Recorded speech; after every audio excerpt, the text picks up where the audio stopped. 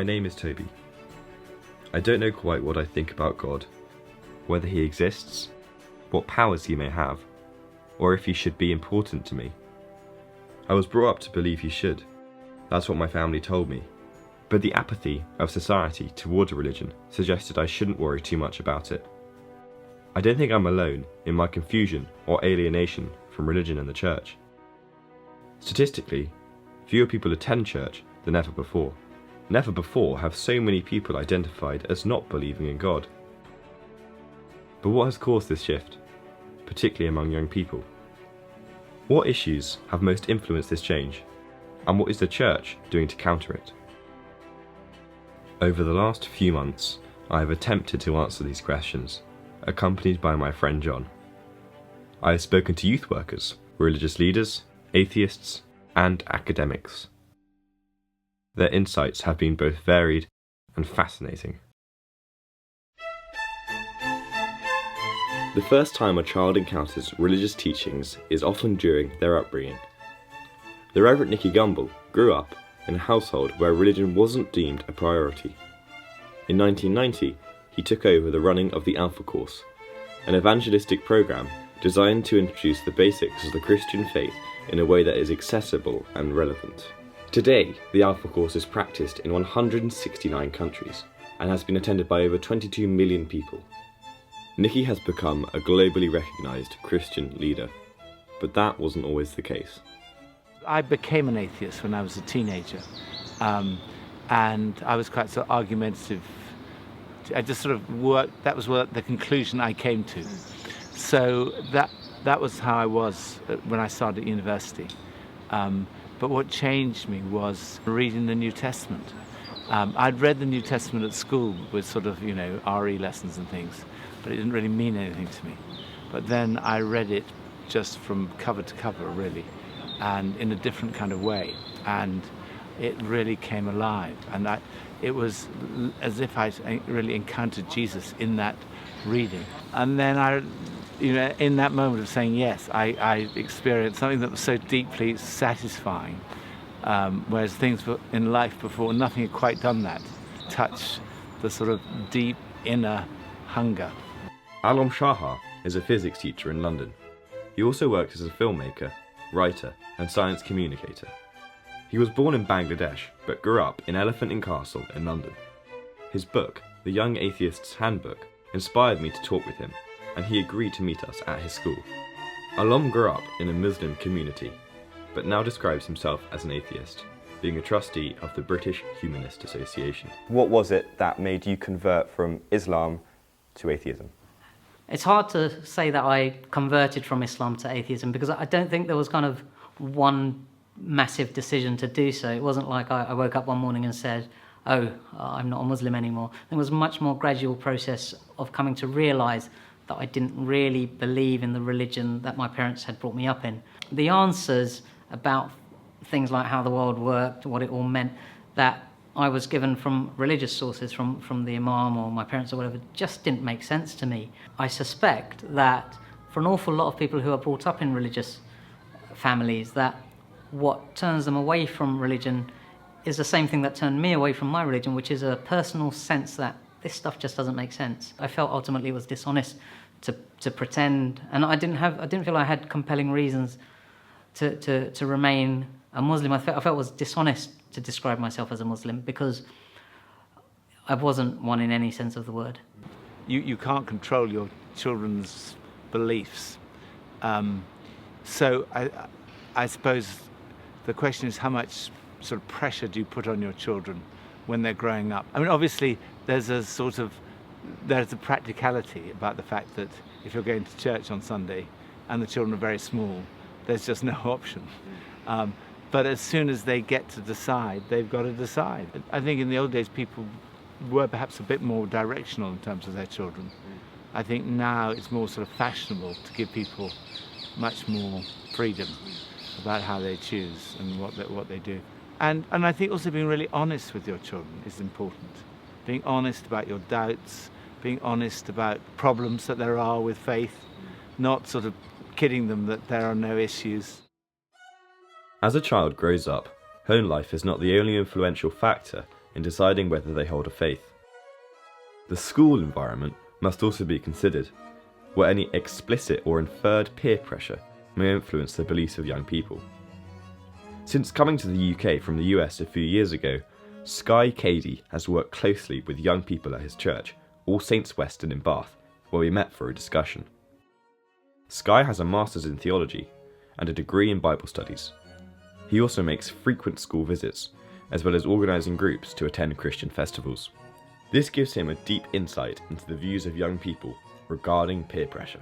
Especially when we're young, we're like sponges. We just pick up things everywhere. We want to learn, we want to grow, we want to find out new ideas. And unfortunately, a lot of times in the secular sphere, there's lots of different ideas and competing agendas, actually, not just educationally, but spiritually. And when all those get thrown in the pot, a lot of times the ones that have the loudest voice are the ones that win. And so, for example, with peer pressure, when it has to do with faith, peer pressure comes in probably the most when people are dealing with stereotypes. And unfortunately, a lot of times in our churches, faith, fighting for faith or trying to describe faith as someone who's shooting at you, direct problems. You're like, oh, maybe, I don't know. That's kind of what happens. I think it depends on the group of young people. Adam Rush is a Christian youth worker from Northern Ireland. He currently works in Bath at St Michael's Church, where we have decided to meet. Here, he manages a variety of young people's groups, whilst also finding time to run a number of side projects, including editing and producing the online magazine Communion Print. Like Sky, his working environment provides him with the perfect basis to contribute to any discussions concerning peer pressure, as well as other important issues. I've come across kind of both. In my time doing youth work, I've come across situations where church and youth groups within church has been something that has been seen as cool and that something that people want to be involved in. And then I've also come across situations where it's just the worst thing that you could do. So I think it can have a cause, definitely. But in other situations, not so much. I think it's very, very dependent on the situation that you're in, really. For a lot of Christians, their main friendship group is other Christians. Certainly for a lot of Christians that have been in the church for maybe more than 3 or 4 years, they gradually become more and more surrounded by other believers. And what that does, I think, is it creates a bit of a partition between those who believe and those who don't believe. As part of our wider research, we conducted a survey on the topics at hand. One factor which people often cited as being influential in their decision not to believe is that of religion being outdated. This widespread view facilitates disinterest towards religion, and so must be recognised as a contributory reason in need of further research. James Addicott is a PhD student at the Sociology Department at Cambridge University. His current research involves the use of precision agriculture, and this is James's personal passion. However, his expertise spreads widely, and he maintains a deep interest in the history of sociology. With this in mind, it is clear a good understanding of the fashionability of religion over time can be gleaned from James's knowledge. Therefore, it is natural for us to come together in Bath Abbey, first founded over 1300 years ago. Some people would argue that church numbers, attendance is on the decline, but if you actually look at it, the church has gone nowhere. And perhaps in the future it might surface again. But if there was some event, perhaps, I don't know, a huge war or something, then what you could find is that actually people go back to religion. If you're really pushed, I end up thinking in my head, oh God, help me, and it's just ingrained in the back of my head. And some people would argue it's deeply ingrained in our culture, and there's no escaping it. I don't think the church is becoming outdated, but I think the church can become irrelevant. People will always ask questions about spirituality, about what happens when I die, what part does God play in my life today. But where the church can become really irrelevant is where we only have things to say. What the church needs to really focus on is more what we do. And perhaps that is a challenge for us. It seems to me young people are approaching it differently from how they did 50 years ago. So 50 years ago, everyone went to church. I mean, it's kind of like you would be really embarrassed to say, I'm not a Christian. Now, I think they would find it embarrassing to say, I am a Christian. Even when I was growing up, but certainly the generation before that, but even when I was growing up, it was, you wouldn't really have said, I'm an atheist. That would have been kind of like, really, you know? And you were slightly embarrassed about not wanting to go to church. That's sort of make an excuse for why you didn't want to go. You didn't want to go because it was boring, but you didn't like to, but you felt slightly guilty about not wanting to go. Yeah. Whereas now, I think it's really embarrassing sometimes for people to say. People don't say it. People come on Alpha here and lie to their friends about what they're doing because they don't want to say that they're doing an Alpha course, that they're interested in Christianity. Yeah. So that's a big shift in the culture. It seems to me increasingly there's a stigma about it. The word Christian was a very good word. You know, people wanted to be Christian, even if they weren't Christian. It was oh, he's such a really Christian person. That was like, he's a really nice person. Now, he's a Christian is like, it's like a sort of, that's like an insult. And that's such an interesting shift. Many young people, I think, view religion as outdated. How do you respond to that view? It is. It's totally outdated. Yeah. Religion is definitely outdated. I mean, look at where we're sitting. Yeah, yeah. I mean, I can't see many things in this building that are less than 100 years old, you know? When people critique Christianity and its relevance to our world today, they're generally right when it comes to saying it doesn't work, it doesn't fit. But what they're talking about is the things they see, I think, when they walk into a church building. You see this kind of stuff. It's like, this is old. But when you actually consider the teachings of Jesus and what he came here to do, what he came here to preach, what he came here to talk about, Jesus is very relevant. Rather than God and religion being stuck in a church with wooden pews that's empty 6 days a week and mostly empty on Sunday. Yeah. Instead of a God being there, yeah, he's a God who's present on Facebook. Maybe you look how popular Facebook is. Yeah. Dude, people are on that, but more Twitter now. Maybe it's Twitter. Yeah. I don't know. Facebook, Twitter, who knows? But that's all about relationship. People want to connect. Yeah. Well, Jesus wants to connect with us. And so if I can show people how there's a God out there who loves and cares about them, wants to connect, to be in relationship, that's something that most people haven't heard before, at least in this country, about God. We tend to look at things in a very isolated, insular way. So we think UK 2014, how are things? Yeah. That's how things are. But actually, if you look longer term and globally, and first of all, if you look globally, the church is growing as rapidly, if not more rapidly than ever in history. The place where it's not growing is Western Europe, and we're part of that. So that's the sort of seeing it in just that. And then if you look at historically, people think church has been in decline like this. We're here now, so, we're going to disappear. Yeah. But actually it's not like that. Because if you go back to 1750, the church had practically died out. And then there was a revival, and now it's been going down again. So it's much more like this over the centuries. And so, okay, so where are we on that cycle? Maybe it's bottoming out. And maybe the fact that we've got all these vibrant young people in church means that it will start to grow again. Clearly then, Nicky is optimistic about the chances the church has to flourish in the future, and internationally. But as he said, in Western Europe, this prediction doesn't fit statistical trends. According to YouGov, 57% of people don't think that the Church of England plays an important role in Britain.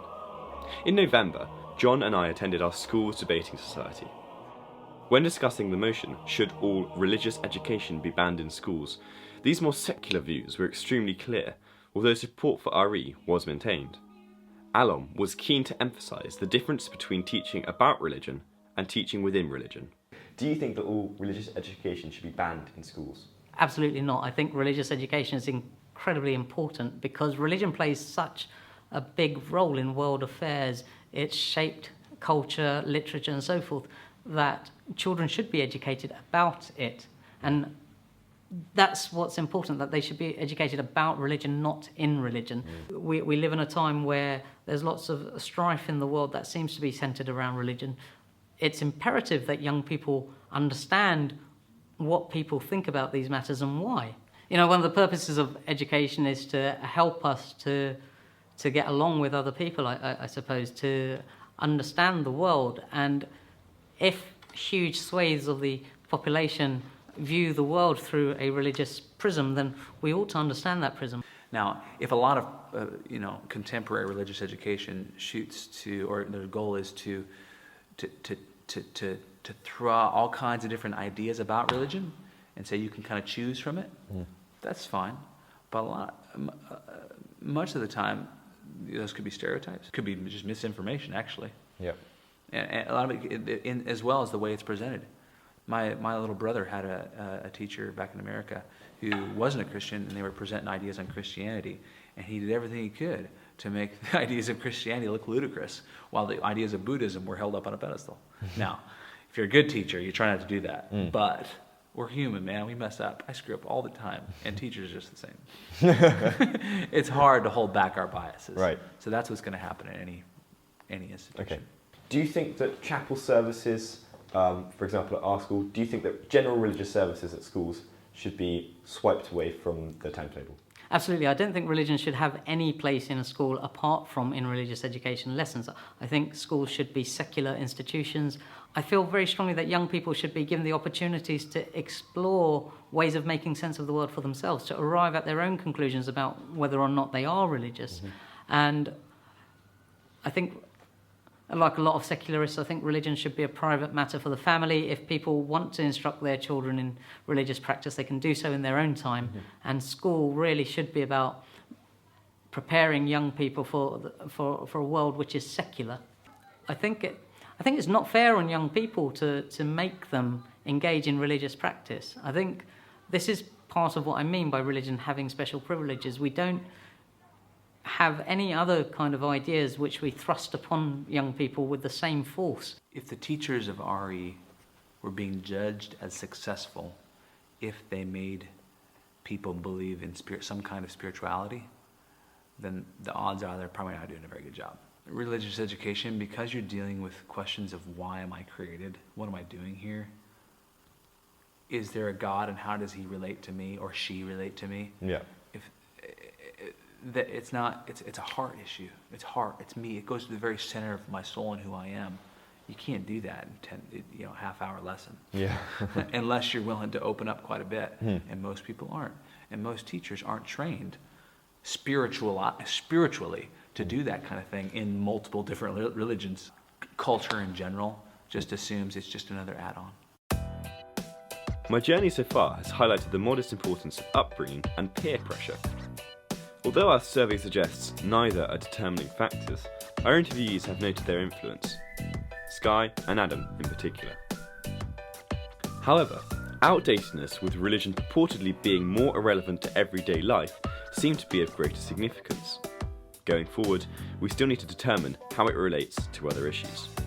Social media and the internet provides for communication, information and congregation. It also encourages individualism. Instagram, message forums and Facebook. More and more, we are seen as individuals, rather than part of a family, a religion, or a nation. Online, we can entirely and specifically choose what we want to associate with. In these ways, it could be argued prescriptive religious education is archaic, as it insults this individualism and choice when it seeks to convert or convince. Perhaps then, the rise of atheism is due to its allowance for individualism, something traditional faiths cannot provide to the same extent. It kind of fulfills a kind of religious role in a way.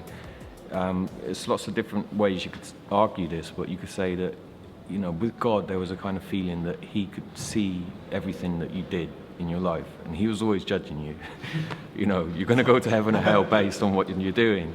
And with social media, you know, your friends, your work colleagues, your students, whoever, if they're in your network of people and you've had a photograph taken, perhaps you were out with your friends drunk in a pub, and it comes up on your social network, then you might feel a little bit less inclined to put yourself in situations where you might be judged by a crowd of people. Where I think social media plays a role is in bringing together people from all around the world in communities that wouldn't otherwise exist. So I think there are huge atheist communities online which allow people who feel they have that in common with other people to gather in virtual communities. Similarly, those communities exist for religious people, and certainly recently with the rise of ISIS, we've seen the extent to which social media has played a role in allowing ISIS to reach people it probably wouldn't have in the past. You can achieve a kind of sense of being in a collective. So I could be on holiday in Devon and there's a photograph taken of me, and I know I've got an audience of people that can see that photograph online. So there's that feeling of connectivity that is kind of substituted through these technologies. So some people could argue, or do argue quite convincingly, that these technologies fulfill kind of religious impulses that are very historic and very ancient. I think the internet and social media has played a very powerful role in spreading atheism, or at least in allowing people to engage with other atheists around the world. For example, I was born in Bangladesh, and it's still a country where I think being openly atheist is problematic, certainly in particular parts of the country. However, the internet allows atheists in places like that to congregate, albeit in a virtual space. As one of our survey respondents put it, increased access to the internet has given people the ability to research things easily for themselves. I believe such a free flow of information has made it easy for people to find evidence in opposition to their beliefs.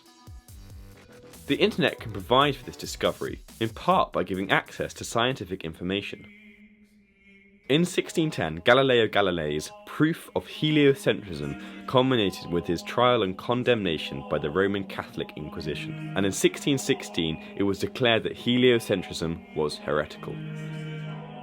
Heliocentric books were banned, and Galileo was ordered to refrain from holding, teaching, or defending heliocentric ideas. Today, this series of events is often cited as an important turning point in the perceived conflict between science and the church. In our survey, 76% of under 25s who consider themselves to be atheists cited the religion-science conflict as having affected their decision not to believe in God.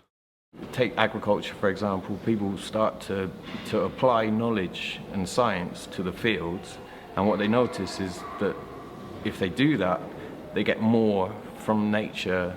The Industrial Revolution, you have people really realizing that they can put science and knowledge into practice, and that will change society and the world around them. Through science and knowledge, we can then create a better world for humans on this world, rather than people believing that they'd spend life in this world hoping to live a better life in the next world. Absolutely. That kind of rise of scientific thought, more than anything, I'd argue, has been detrimental to the kind of spirituality, and also perhaps arguably that has caused a decline in religion. Science and faith, man, they go right together. They're just like, they're good together. There shouldn't be a battle between faith and science. Where I do think religion and science can come into conflict is in the minds of individuals who have been brought up to believe that their religion has scientific explanations for things like evolution and so forth, and that's really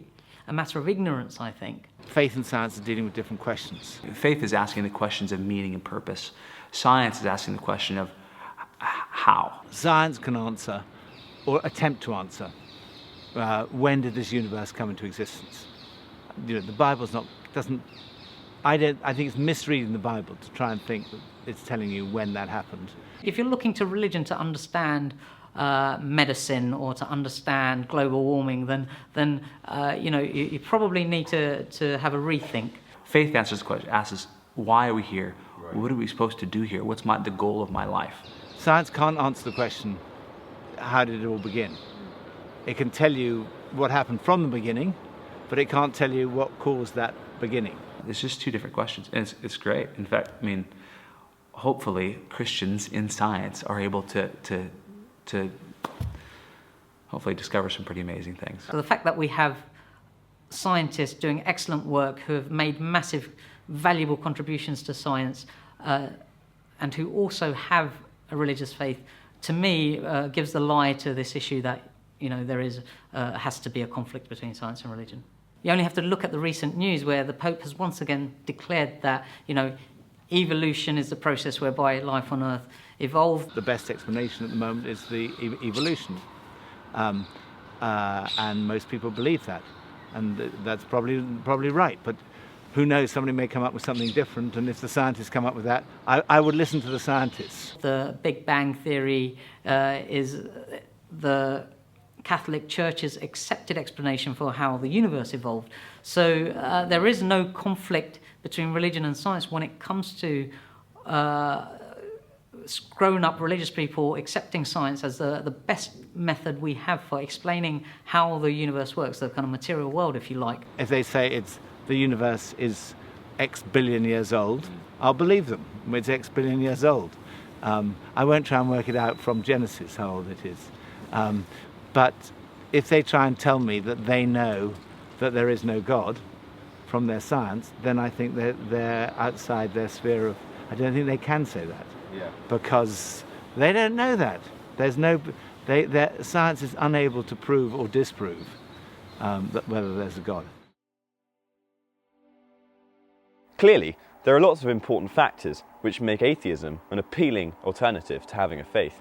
As Nicky explained, in his youth, being a Christian was much more the norm. Statistically, this isn't the case anymore. Our question is why? From my interviews with Skye and ALOM, it seems that religion has now become just another add-on to life, rather than playing the integral role that it once did. With the advent of social media and the internet, religion has been placed on a level playing field with other competing ideas. But this isn't exclusive to an online context. Secular RE lessons have facilitated the same thing for many years. Because of this, as a society, we are trained more than ever to discern within this information overload, to decide between ideas we consider relevant and those we consider irrelevant. However, it seems that many, if not most of us, still have a spiritual yearning, which, as James suggested, may well be deeply ingrained in our society. The Church needs to prove that it is part of this relevant group, as well as continuing to provide for this spiritual yearning. New atheism has been able to seem like it is part of this relevant group by aligning itself with an intellectual identity. With the astounding scientific progress made since the Industrial Revolution, science has been able to assert itself as a proper way and a real way to improve our lives. As long as new atheism can align itself with science, it will continue to grow. It is no wonder then that Nicky and Skye have been keen to emphasise the compatibility of science and religion. In my view, the arguments for atheism are much more convincing, but I often question myself about whether this is just because of cultural and peer pressure. Regardless, new atheism is on the rise. For me, making this documentary has revealed massive nuances within the subject. Often, there is not nearly as much conflict as is widely perceived. All of the Christians I've met have been totally realistic about their faith. The way I see it, science is based on self-critique. The Church must do the same to survive. Only time will tell if it can do this.